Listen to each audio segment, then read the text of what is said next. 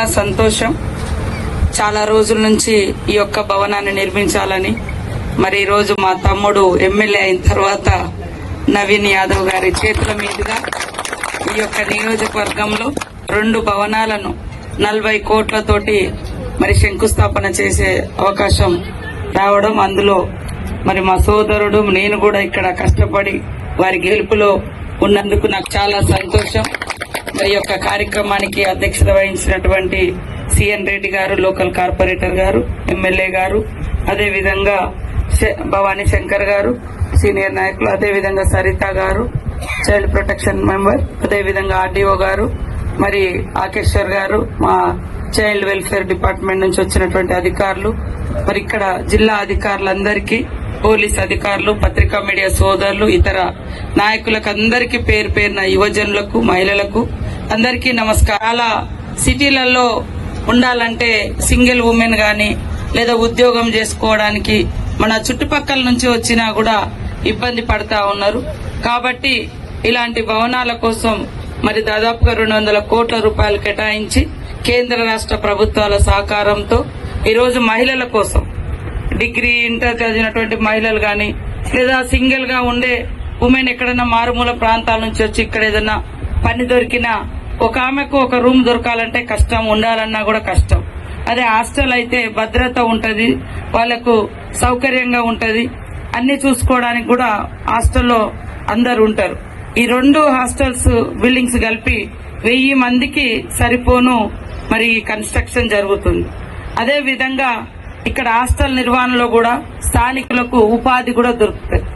Watchman నుంచి మొదలు పెడితే వంట గాని, హాస్టల్స్ వార్డెన్స్ గాని ఇతరత్ర పనులు కూడా ఉంటాయి. కాబట్టి దగ్గరుండి ఈ పనులను తొందరగా కంప్లీట్ చేసుకుంటే చాలా మంది, దాదాపు 1000 మంది యువతులకు మరి ఒక షెల్టర్ దొరుకుతుంది.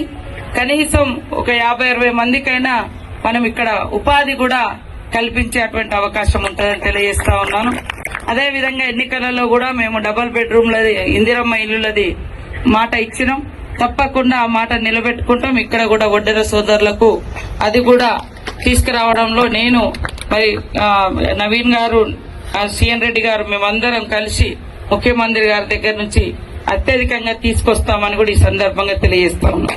అదేవిధంగా ఆర్ఎండ్బి అధికారులు, మరి మన ఉమెన్ అండ్ చైల్డ్ డిపార్ట్మెంట్ అధికారులు, అదేవిధంగా కాంట్రాక్టర్ ఒకసారి కూర్చొని కొంత డీప్ గా, అంటే వాళ్ళు ఏమంటారంటే మట్టి కొద్దిగా గట్టిగా లేదని, అది కొంచెం కిందికి పునాదులు గట్టిగా తీసుకుంటే పైన ఈజీగానే ఉంటది.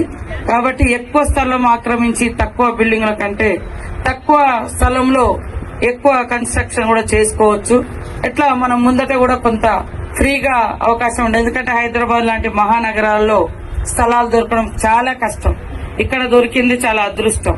ఎక్కడెక్కడి నుంచో, అంటే మన చుట్టుపక్కల వాళ్ళే లేదా మన తెలంగాణ పిల్లలే ఇక్కడ వచ్చి ఉంటా ఉంటారు. ఈ లొకేషన్ కూడా చాలా అద్భుతంగా, చుట్టూ మంచిగా దేవాలయాలు ఉన్నాయి.